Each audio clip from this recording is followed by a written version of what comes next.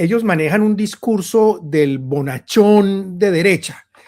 Pero es que yo no me voy hasta los extremos. Lo que dice es que Colombia tiene que tener una discusión seria sobre este tema. O sea, vamos a tener una discusión sobre cuándo comienza la vida humana, mi querida Paloma.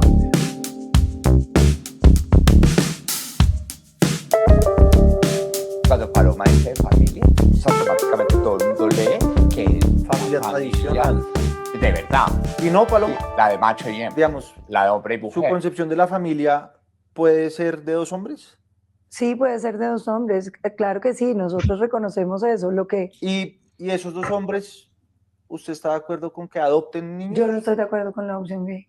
No está de acuerdo. No. O sea, ¿usted no estaría de acuerdo con que Juan Daniel adopte un niño? Me cuesta, yo lo digo claramente, no estoy de acuerdo porque yo creo que ahí prevalece el niño. Prevalece el niño, dice Paloma, y eso es de alguna manera decir que dos hombres o dos mujeres que quieran criar un hijo, pues lo están no poniendo en riesgo, pero digamos no garantizándole sus derechos. Y Juan Daniel, oyendo eso, ¿qué opina? Entonces, ¿qué pasa?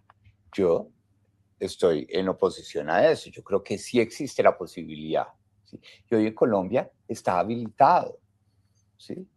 Tengo amigos cercanos ¿Usted ha querido adoptar? que yo tuve mi interés de adoptar antes de mi accidente, pero por cosas de la vida, como perdí la audición de este oído, y yo duermo sin prótesis auditivas, si yo quedo durmiendo de este lado, yo estoy completamente desconectado del mundo y no quiero tener una tragedia. Muy buenas noches para todos. Esa persona que ustedes veían a la derecha es Paloma Valencia y a la izquierda es Juan Daniel Oviedo. La fórmula a la presidencia y vicepresidencia por Colombia, por el Partido del Centro Democrático, que hablábamos hace 8 días. Recibimos muchos comentarios privados y de amigos y de oyentes en diferentes países que estaban muy interesados con este fenómeno, porque muchos de ellos también viven algo semejante en sus países y les ha resultado esto, digamos, muy llamativo y muy ejemplarizante, y quisieron que si insistiéramos un poco más en este asunto, y es lo que vamos a hacer hoy. Seguimos en el tema electoral colombiano que se pone cada vez más candente, y esta vez tratando de indagar como esa pérdida de la coherencia o ese rompimiento de la coherencia que la vimos en el episodio pasado. Tratamos como de explicar y abordar un poco como introductoriamente el tema. Y lo cierto para todos nuestros oyentes es que es verdad, hay mucho descontento entre los uribistas. Ustedes acaban de ver simplemente una entrevista que presentaron ellos o concedieron ellos, inmediatamente se conoció la fórmula, y eso es lo que ha pasado toda la semana. Contradicción, no hay acuerdo, es una completa, lo decía yo en el otro episodio, el agua y el aceite, y sin embargo pues nos dicen que no, que eso es lo que hay que lograr, esos compromisos. Nosotros los llamamos la tibieza porque no somos capaces no de asumir posiciones. Alguien en Colombia también habla de esa derechita cobarde, que la llaman, esa derechita sin principios. Y ese es el descontento entre los uribistas, digamos que no es difícil de entender. La decisión de nombrar a Oviedo como fórmula vicepresidencial es, por decirlo menos, muy difícil de defender. Ya ha salido un par de encuestas donde ya la empiezan a mostrar ahí como que ganó una cantidad de puntos. Yo no creo en las encuestas. Si quieres, más adelante podemos hablar algo de la experiencia en los Estados Unidos, de lo mentirosas que son esas encuestas. Pero lo cierto es que si uno se pone a mirar y a pensar quiénes están celebrando esta unidad entre Juan Daniel Oviedo y Paloma Valencia, uno dice, está todo la casta política, los argentinos con el gobierno de Milei, ¿le acuerdan de la casta? Eso.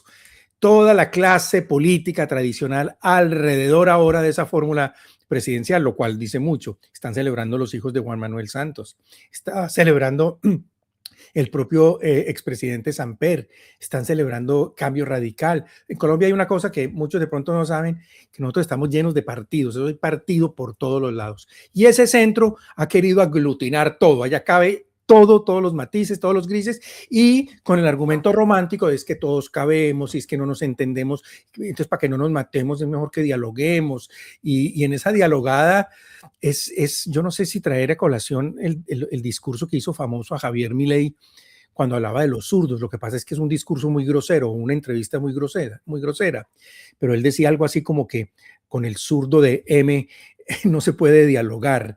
Y es verdad, porque tarde o temprano te van a clavar el puñal. Tarde o temprano, si esta fórmula es ganadora, tarde o temprano vamos a ver una flexibilización en absolutamente todos los temas morales que en otros países los están superando, pero que Colombia, con su atraso, ¿no? Porque Colombia a veces llega tarde a todo, seguramente se va a quedar allá metida si esa fórmula llega a ganar. En fin, ha sido, digamos, una decepción muy grande, porque quienes estuvieron, digamos, en el lado opuesto del uribismo están celebrando esta decisión, y eso es algo muy sintomático de lo que está pasando. Otra vez, buenas noches a todos. Yo soy Gabriel Mora, les recuerdo, estoy en Estados Unidos, Juan Camilo Ramírez está en Colombia, y este es su programa que se llama Disertum X. La X que vamos a tratar de despejar hoy es romper la coherencia, es romper la política. Rami, buenas noches. Buenas noches, Gabriel, y buenas noches a todos. La verdad es que yo sí estoy muy contento con esta campaña electoral, por lo que ya empezamos a conversar en el capítulo pasado, y es que se están derritiendo esas máscaras. Y el capítulo de hoy me llama mucho la atención porque a partir del fenómeno que tú acabas de describir, de cómo se está recomponiendo el centro democrático, el partido uribista, lo que antes era la extrema derecha colombiana, y cómo se está recomponiendo hoy para llegar a su verdadera esencia de centro, visto a la luz de lo que hemos conversado en estos programas sobre la posición moral, las decisiones de conciencia, la coherencia.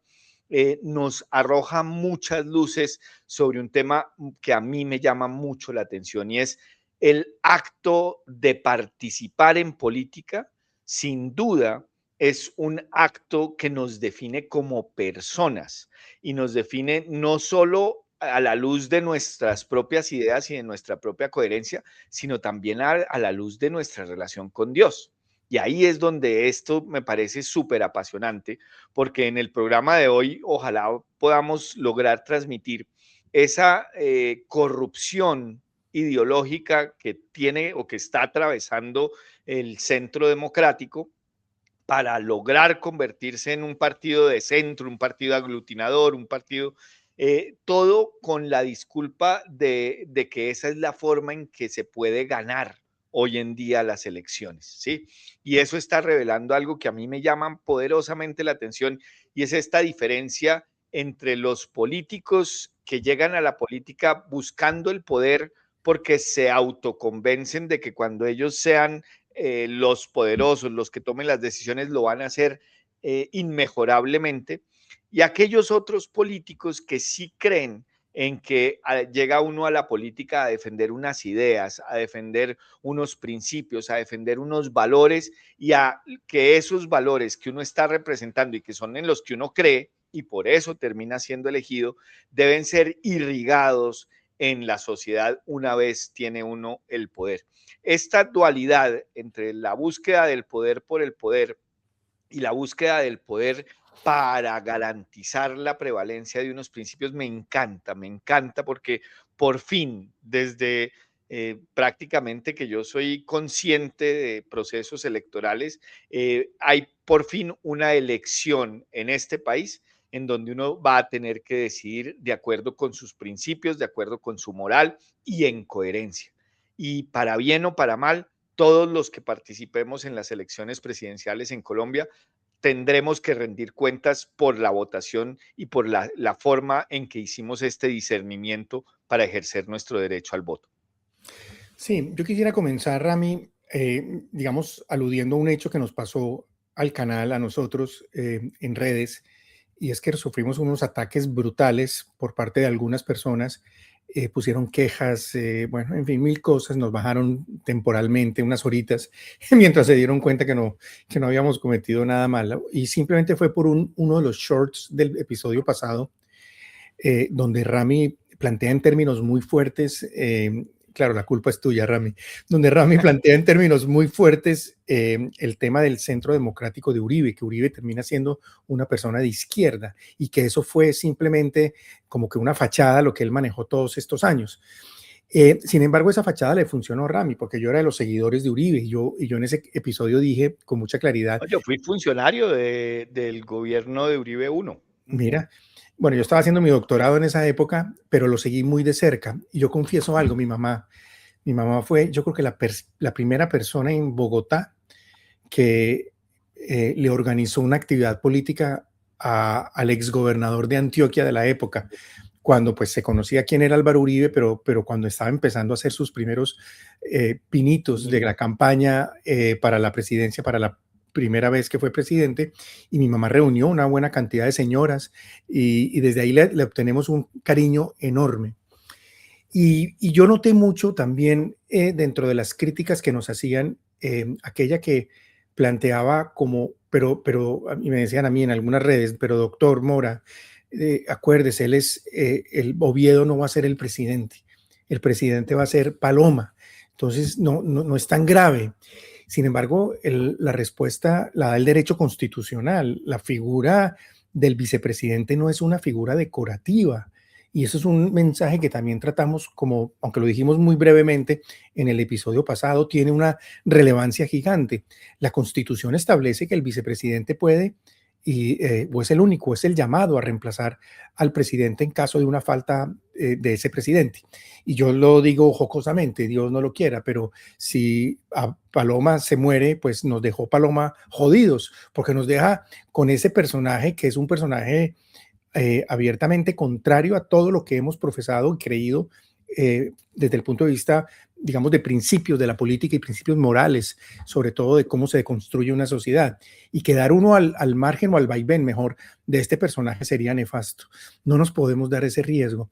Yo creo que tiene que existir una identidad política entre presidente y vicepresidente. Las diferencias son democráticas, correcto, pero eso se resuelven precisamente en las campañas. Y Oviedo no ganó, la consulta no la ganó Oviedo, la ganó una propuesta por la que votó millones de personas y esa propuesta era la que queríamos que siguiera, digamos, avanzando. Y el baldado de agua fría fue que no, vamos a negociar, vamos a establecer esta fórmula un poco imprecisa, vamos a renunciar un poco a los principios y así sucesivamente. Entonces, elegir al vicepresidente es en el fondo decidir quién puede terminar eventualmente gobernando al país. Y esto a mí me produjo mucha, digamos, una sensación como también de cierta molestia, si se quiere, pero también de cierta tristeza por doble vía. Y lo hablaba con alguien también. Es que en el fondo mucha gente está viviendo un duelo. Fíjate, Rami, cuando uno pierde algo, uno digamos, hay unas etapas en el duelo y una etapa clarísima, la primera, es la etapa de la negación. Entonces uno ve a un cierto componente del uribismo, de los seguidores de Uribe, que su primera reacción es, no, esto no está pasando, o si está pasando, tranquilos, no va a pasar nada malo. La que va a gobernar es Paloma. Paloma nos va a representar y frescos todos. Pero es esa etapa como de negación, de que no queremos, ¿no? Nosotros seguimos y de sacrificio, hay que tragarse ese sapo. Hay que tragarse ese sapo. Por el bien de Colombia. Exactamente. Pero fíjate, uno en política, uno no sigue a personas. Uno sigue ideas, principios, uno sigue la verdad. Y nosotros que seguíamos a Uribe lo hicimos durante muchos años, no por una persona aislada. Pues el culto a la personalidad, eso no existe o no debiera existir, sino por lo que Uribe representaba, unas ideas, unos valores, una forma de entender al país. Si en algún momento esas ideas cambian o cambiaron, como ocurrió, pues eso hay que reconocerlo, así nos cueste. Por eso el duelo, porque es que el duelo hace parte de como ese desprendimiento. Nos dimos cuenta con cierta tristeza, yo lo conté en el episodio pasado, para mí fue un shock, y además porque yo lo venía hablando con alguien muy cercano a Uribe y un político muy reconocido en Colombia que es de ellos, y él me aseguraba hasta el miércoles en la noche que Paloma no iba, que ya lo había anunciado, que iba a elegir a otra fórmula. Cuando yo me levanto y veo que ella elige a Juan Daniel Oviedo, yo lo conté, a mí me produce un shock, yo quedé en shock. Claro, y entre el trabajo y entre uno no puede como que no asimilarlo tan fácilmente, pero a medida que fue pasando el día, yo no sé si por la capacidad que tengo yo ya, los años te van curtiendo un poquito de que uno no sigue personas, sino ideas, pues yo hacia la tarde yo ya estaba completamente convencido de cuál había sido el problema y le escribí a él directamente y le dije, miren una palabrota que acaban de cometer, y ahí tuvimos otra discusión larga, pero efectivamente yo ya tenía las cosas bastante claras, había hecho el duelo, hice el duelo muy rápido. Ahora, ya con esto termino y te cedo la palabra. Ese duelo yo veo que Colombia también en muchas partes lo fue haciendo, porque si tú ves el jueves fue pura rabia y viernes pura rabia.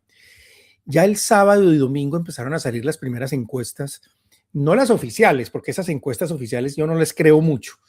Oficiales digo de las reconocidas casas o empresas que se dedican a hacer encuestas, que eso tiene mucho de largo y mucho engaño detrás, sino de la encuesta del común en las redes, la encuesta que una persona hace en X que nadie la puede validar o violar o violentar o desinformar, y alcancé a contar 32 encuestas. Y en las 32 encuestas, Abelardo de la Espriella gana sobrado, pero completamente sobrado. Incluso en algunos personajes, digamos, de medios que son de izquierda, que se lanzaron a hacer esas encuestas, allí también gana Abelardo de la Espriella. Y gana sobrado. Y gana él y gana el vicepresidente también cuando ponen a elegir entre los vicepresidentes elegidos. De manera que todo eso me da mi esperanza y yo pienso que en el fondo lo que hay es reconocer que la gente tiene que pasar por ese duelo porque finalmente Álvaro Uribe representó, fue un gran presidente y vivió un momento grandioso para Colombia y nos evitó llegar al comunismo antes de lo que Juan Manuel Santos nos permitió, pero hay que reconocer que ya las cosas cambiaron y que ya desafortunadamente Álvaro Uribe mostró el cobre y no supo mantener, o sea, va a terminar una vida política muy lánguida, creo yo. Uno de sus mayores colaboradores cercanos, exministro Fernando Londoño, un hombre brillantísimo, de un peso político en Colombia y periodístico gigante y de una brillantez y de una inteligencia. Él también clarísimamente el mismo jueves en la tarde o viernes en la mañana anunció que él no iba a acompañar a Paloma Valencia precisamente porque consideraba que era un exabrupto y era una traición de los principios. Y le dije, usted Paloma fue la que nos abandonó a nosotros. Yo sigo aquí firme, como lo he sido toda la vida, en los mismos principios. Ustedes se fueron de esos principios. De manera que creo que eso es una buena señal de que podemos como sociedad ser lo suficientemente maduros para entender que con la política no se juega, o mejor, con los principios no se juega. El gran error del uribismo fue haber manoseado esos principios. Y hablábamos, no sabíamos si poner esa entrevista ahora, lo que mostramos, o una de María Fernanda Cabal, que es la persona que todos habíamos esperado que fuera la elegida de Álvaro Uribe. Y ella tiene un discurso extraordinario donde habla mucho de eso, en contra de los políticos tibios, de esa derechita cobarde, que ojalá toquemos ese tema un poquitico más adelante, Rami. Bueno, yo quisiera detenerme un poco en cómo fue ese proceso de que terminó en esa duelo que tú estabas describiendo. Y es que el proceso del Centro Democrático es bien particular. Lo primero es que el Centro Democrático, que es el partido de Uribe, terminó un poco a la fuerza, representando ciertas ideas que son las de derecha. ¿Y por qué digo a la fuerza? Porque la derecha en este país, de alguna manera, siempre ha confiado en que el Centro Democrático defiende la vida, defiende la familia natural, defiende la justicia y entonces se opone al proceso de paz, critica todo el progresismo cultural y de alguna manera defiende los valores fundamentales de nuestra sociedad.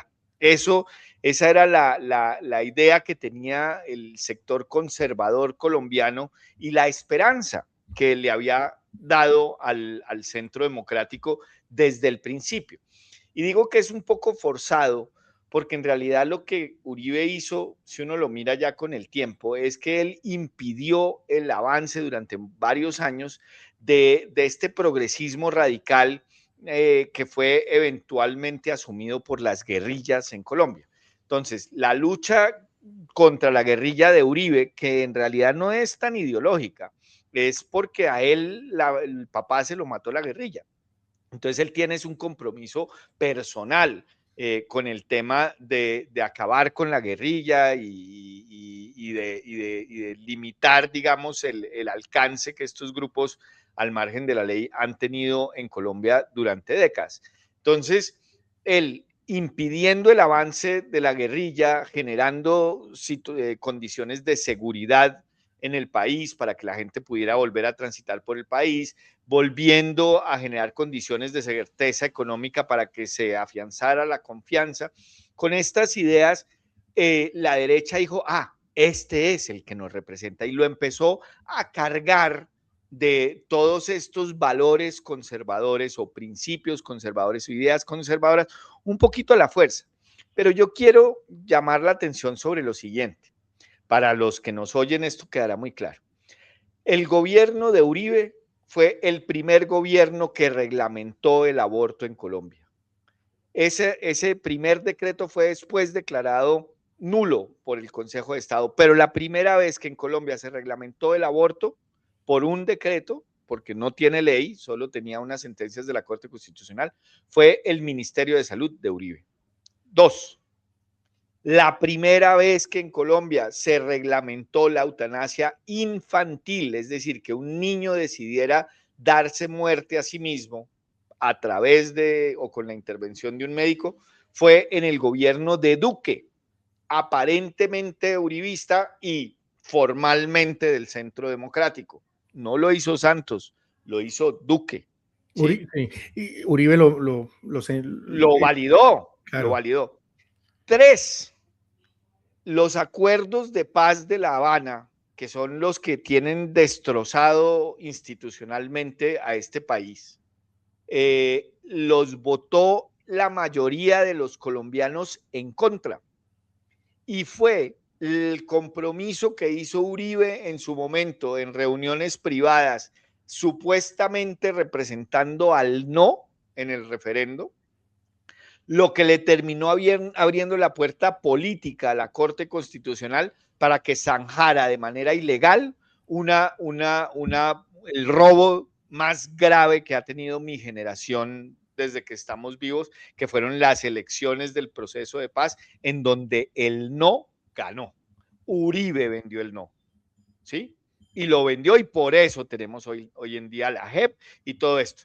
Entonces, ojo, porque lo que les estoy mostrando es que el Centro Democrático lo que fue es forzado a defender unos ideales en los que realmente no creía, y cuando llegó en diferentes momentos la hora de mostrar realmente su compromiso ideológico, el Centro Democrático fue no de derecha, sino tal vez muy de izquierda, ¿sí? Y nos daban todo tipo de razones, que es que eso era lo que había que hacer, que es que la Corte Constitucional había ordenado, que el mundo había avanzado, que no podíamos ser tan recalcitrantes, que no había que polarizar, que teníamos que entender, porque es que la política era dinámica, y todo este cuento que de alguna manera ha traído a la derecha apaciguada en Colombia durante las últimas 3 décadas, ¿sí? No lo echaba, era la propia derecha, el propio Centro Democrático. Yo estuve en reuniones con miembros del Centro Democrático donde le pedían cuentas al presidente Duque, y el presidente Duque decía, es que yo soy el presidente, punto. Y entonces salían y le daban quejas a Uribe, y Uribe decía, es que él es el presidente, punto. ¿Sí? Y uno decía, pero hombre, ¿y por qué no hay una actuación más deliberada? Pues no. Bueno, y ahora con el tema de Oviedo, pues tengamos presente una cosa, Y es que Oviedo está verificado, ha sido líder LGTBI, no solo él es homosexual o como él mismo se refiere a sí mismo, él es el que llegó a mariquear la derecha, sino que él ha defendido a todas las banderas de la comunidad del alfabeto. Es defensor de los acuerdos de paz y de la JEP, es defensor de las políticas de cuotas y peor aún, ha promovido en los escenarios democráticos en Bogotá, en particular en el Consejo de Bogotá, el tema de las operaciones de trans para los niños, ¿sí? Él es un firme creyente de que a los niños se les debe mutilar, se les debe hacer tratamientos con drogas y todo esto para convertirlos en el sexo que les dé la gana, es decir, en el género, perdón, porque no es el sexo, el género que les dé la gana, y ha sido un abanderado de los trans. Entonces, cuando Hay una parte por ahí, Paloma, perdón, Rami, hay una parte por ahí donde creo que es en esa entrevista, en otro lado, donde él empieza a citar estudios científicos, que aquí los estudiamos el año pasado, que es lo más, es un basurero, esos estudios no, sí, científicos eso de la es, ideología de género, es una claro, basura, que es, claro, pero que él está es sí, activista, él es claro. promotor de eso y por eso se lo sabe. Y todo el mundo Y dice, con no, pero esta es que el idea tipo de sabe que mucho, él, el tipo es claro, brillante, el tipo, mira, debe tener hasta no, doctorado, quién sabe. No, es puede activista, tener doctorado, pero eso ideología de género que citó es basura, eso es es basurero. activista, es activista. Si fuera realmente un académico, citaría cosas mucho más profundas y menos cuestionables desde el punto de vista académico. Pero bueno, entonces este personaje que queda de segundo, ¿sí? En una consulta supuestamente de la derecha, pero no era la consulta de la derecha porque como lo vimos en el capítulo pasado, la derecha estaba representada en un candidato que ni siquiera estaba en esas elecciones, no estaba en ninguno de los cosos para votar, tampoco estaba el de la izquierda. Entonces, los electores del de la izquierda y del de la derecha que no estaban en los tarjetones terminaron inflando las elecciones de esta consulta de la derecha y terminan el agua y el aceite quedando de primero y de segundo. Y entonces ahí, como tú dices, tu amigo, que seguramente ahora es senador, él dijo, no, ni de riesgos el Centro Democrático se va a unir con el segundo, porque eso no tiene sentido desde una perspectiva ideológica, ¿sí? El único sentido que tiene esa unión es por una matemática electoral de tercero de primaria. Y es que si yo cojo los votos de un lado y cojo los votos del otro, voy a tener la mayoría de los votos y entonces voy a quedar en el poder, ¿sí? Esa matemática de tercero de primaria fue la que terminó resultando en que Paloma lo eligiera. Ahora, una cosa, si uno mira la historia de Paloma, las manifestaciones de Paloma e incluso la razón por la que Uribe permitió que Paloma fuera la candidata del Centro Democrático, se encuentra con que hay diferentes escenarios públicos y privados donde Paloma dice, antes de cualquier cosa, mi presidente Uribe es mi mentor. Y punto. Y si yo hago lo que diga mi presidente Uribe. Y tal vez de las tres precandidatas que había, la que era, digamos, más leal a Uribe, porque la he visto callarse cuando Uribe le dice y hablar cuando Uribe le dice, era Paloma Valencia. Esa era la protegida de Uribe, no por su tema ideológico, porque realmente Paloma Valencia era la más progre de las tres, sino por su lealtad incondicional a Uribe. Entonces, si uno tiene en cuenta todo esto, la decisión de Paloma de utilizar una matemática electoral de tercero de primaria para sacrificar, digamos, la representación ideológica del Centro Democrático por ganarse unos votos del centro, esa decisión no la tomó Paloma, esa decisión la tomó Uribe. Y en todo caso, Uribe tuvo que autorizarla para que se hiciera realidad. No fue un criterio de Paloma, ¿sí? Es más, yo supongo, por el compromiso que Paloma tiene con sus colegas del Centro Democrático, por la forma en que ella ha sido coequipera de las otras dos precandidatas, de los otros senadores y todo eso, yo estoy seguro que eso a Paloma no le gustó, ¿sí? Y generó alguna resistencia, por eso se reunió 3 veces antes de nombrarlo vicepresidente, hasta que en algún momento alguien le dijo, no, mija, es que esto es así, y nos vamos es por el poder, después hablamos de ideologías, ¿sí? Y ahí fue cuando llega entonces Oviedo a incorporarse a la candidatura del Centro Democrático, y Uribe se siente feliz porque por primera vez en su vida está siendo el líder del centro político en Colombia. ¿Y qué es el centro político? Entonces, habíamos hablado de que la derecha defendía la vida, los valores familiares, digamos, la cultura, la cristiandad, ¿sí? Las Bueno, ahora Uribe tradiciones, está feliz el orden. defendiendo cualquier cosa, porque ya no está limitado por los límites morales que distinguen a la derecha de la izquierda, al conservatismo de un libertarismo excesivo, que lo único que busca es el libertinaje, no la libertad, que lo único que busca es la esclavitud, no la libertad. Entonces ya Uribe en su salsa y Paloma en su salsa, porque como les digo, ella era la más progre de las tres precandidatas, están tratando de vender una idea política, un programa político, una visión política de unidad, que en últimas es una visión política de déjenme mandar que yo lo voy a hacer bien, ¿sí? Y eso no es cierto. Eso no es cierto hoy en día en Colombia, porque ya dejamos mandar en su momento a Santos y vea cómo nos fue. Ya dejamos mandar en su momento a Duque y vea cómo nos fue, ¿sí?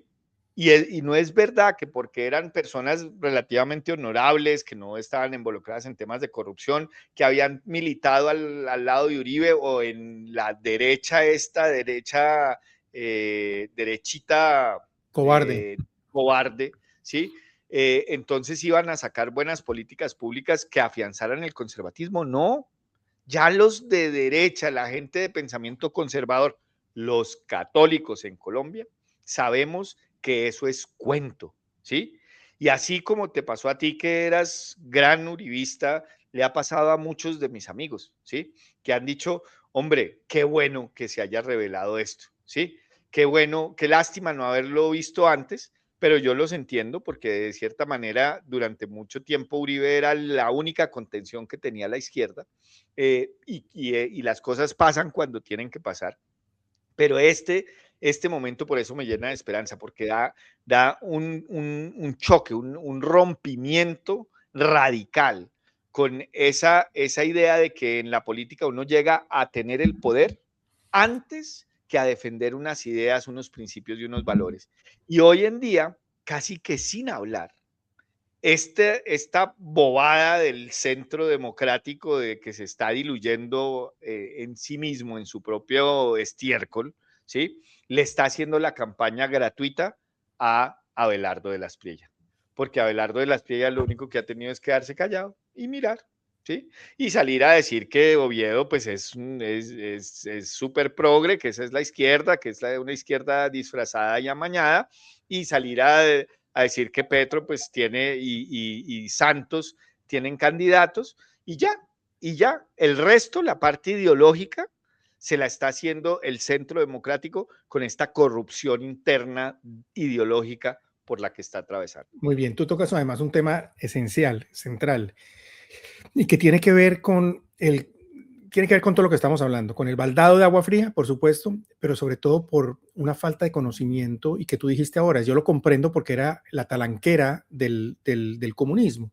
Cuando todos éramos uribistas era porque veíamos a Uribe como el que se le enfrentó a esa amenaza y no veíamos nada más. Pero fíjate que han salido una cantidad de videos últimamente de Paloma Valencia, de muchos eventos a lo largo, digamos, de su pasado político que yo por lo menos desconocía.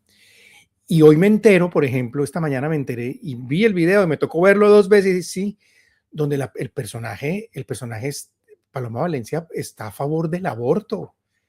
Y está a favor del aborto en las 3 causales, pero no solo eso, sino que con un desconocimiento absurdo de lo que es el concebido, donde ella lo llama como la típica, ¿no? Como los proabortistas de hace 40 años, que decían que ese es ¿cómo es que llamaban, Rami? Como un cúmulo de células, el clump of cells, ¿no? Como que esa vaina ahí, Y insiste ella en ese fenómeno, que eso realmente no existe una persona en ese momento. Y además porque confunde el concepto biológico con el concepto moral, con el concepto de persona y con el concepto de ser humano. Un poco que se lava las manos como Judas o como la Corte Constitucional colombiana, en ese famoso párrafo de la sentencia del 2006 que despenalizó el aborto en Colombia, para esas 3 causales, que terminó siendo hoy aborto libre, que es lo que tiene consagrado hoy o regulado o permitido hoy esa corte progre, woke, liberal,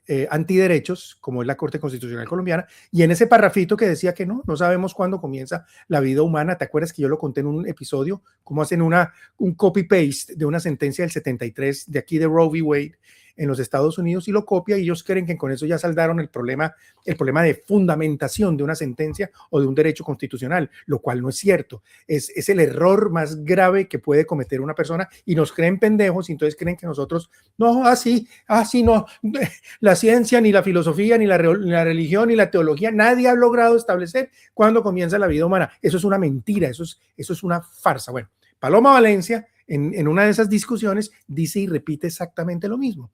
Y eso a mí me llama mucho la atención, porque dije yo habría conocido este discurso de Paloma Valencia, digamos que ella en una segunda vuelta llegara, ¿no?, a ganar la primera, y que yo no puedo votar por ella en una segunda vuelta, teniendo una persona que es abortista. Claro, ellos manejan un discurso del bonachón de derecha. Pero es que yo no me voy hasta los extremos. Es que yo no me voy hasta las 30, hoy decía también en ese episodio, yo no me voy hasta las 38 semanas. Nunca menciona hasta qué semana se va para permitir el aborto. Lo que dice es que Colombia tiene que tener una discusión seria sobre este tema. O sea, vamos a tener una discusión sobre cuándo comienza la vida humana, mi querida Paloma. Ahí es donde tenemos que tener la discusión con la ciencia, y la ciencia ya, te lo advierto, te lo digo, te doy la mala noticia para ti o para los abortistas, la ciencia ya resolvió el problema. Entonces, claro, es desconcertante lo que es. Y también, yo lo alcancé a mencionar en el episodio pasado, nosotros sobrevaloramos a Álvaro Uribe. Cuando yo le contaba a alguien de mi familia ese tema, y le conté, y me dije, hablo en el episodio, y conté un poco esa tesis, porque además la tesis comenzó por ti.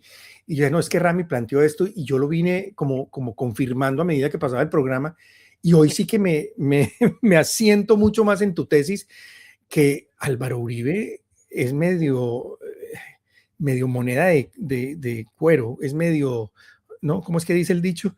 Moneda de 3, más falso que una moneda de 3 pesos. Sí, es una cosa muy ambigua, Álvaro Uribe, un bonachón de derecha o de izquierda, o quizás de izquierda. A ti se te fue encima alguien en redes porque dijiste que era de izquierda, que tú creías que era de izquierda, pero yo creo que con estos movimientos o con estas cosas, sea de izquierda o derecha, es un tibio.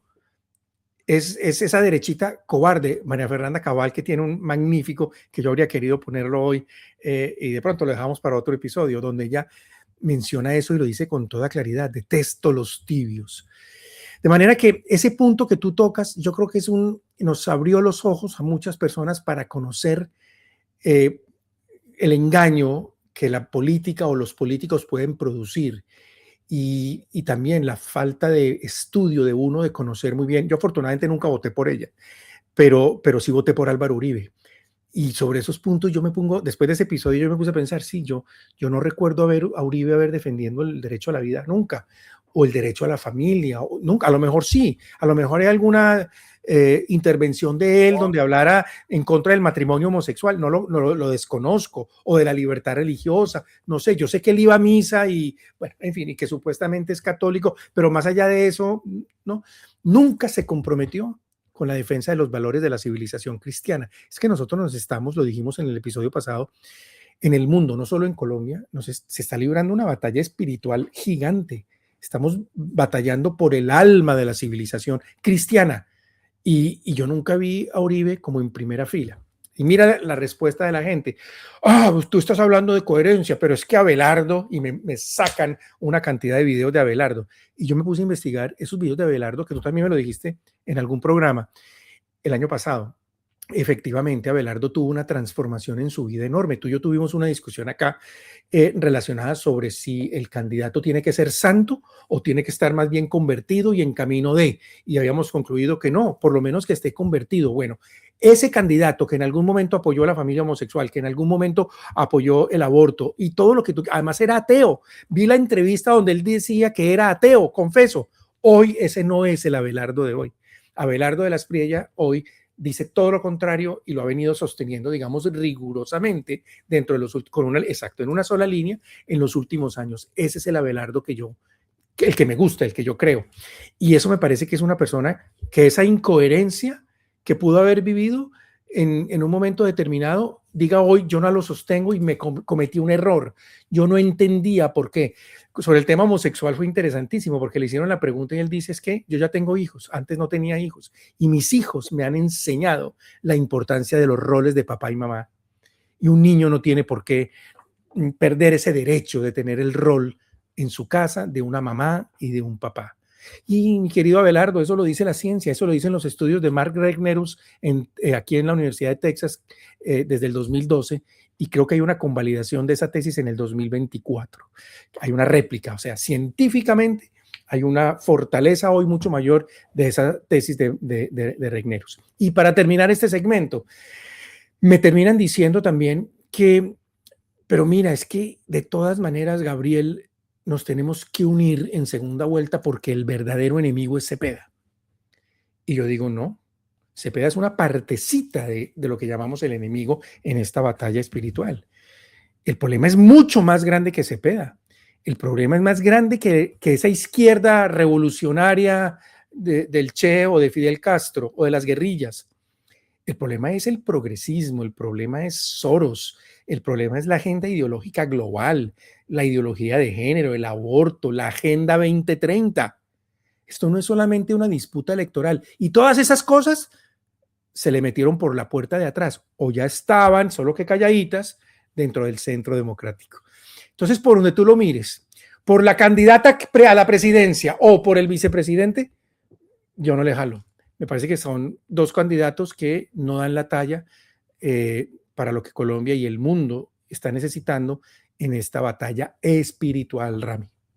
Y ahí es donde yo sí quiero hacer el énfasis, y es que esta dicotomía entre políticos que buscan el poder por el poder y políticos que afortunadamente hoy en día tenemos que están representando y defendiendo ideas, principios y valores, realmente es una ocasión para que nosotros con el voto tomemos partido serio, real, en esta batalla cultural que hemos venido diciendo que tiene un trasfondo espiritual muy concreto. ¿Por qué? Porque ahorita tenemos la derecha, pero sobre todo los católicos, la oportunidad de definir si votamos por una derecha que nos está vendiendo un cálculo electoral, una posibilidad de ganar las elecciones con holgura, que hicieron las alianzas y se tragaron los sapos que había que tragarse para tener la mayoría necesaria para derrotar electoralmente a la izquierda, que en últimas es esta idea de siempre que nos tiene fregados, y es vote por el menos malo, porque si queda el más malo, su vida será peor, que es un doble pecado desde mi punto de vista. El primero es votar por el mal menor, que es inmoral, y el segundo, un acto de desconfianza con que Dios nos va a proteger a los creyentes en cualquier caso. Y sobre esa idea que nos forza, digamos, a actuar en contra de la fe, en contra de la moral, en contra de nuestros principios, plantean que de esa manera van a ganar. Gracias a Dios, hoy en día las encuestas lo revelan, pero también la actitud de muchas personas que uno está viendo en tiempo real cómo se les corre el velo que tenían sobre los ojos, ¿sí? Y están diciendo, no, un segundo, aquí no todo vale, ¿sí?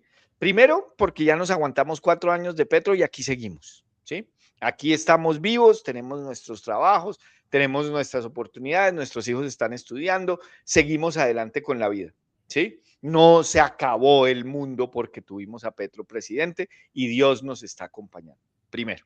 Segundo, estos políticos nos están echando cuentos, se les escurrieron las máscaras y ahora ya sabemos quién es quién.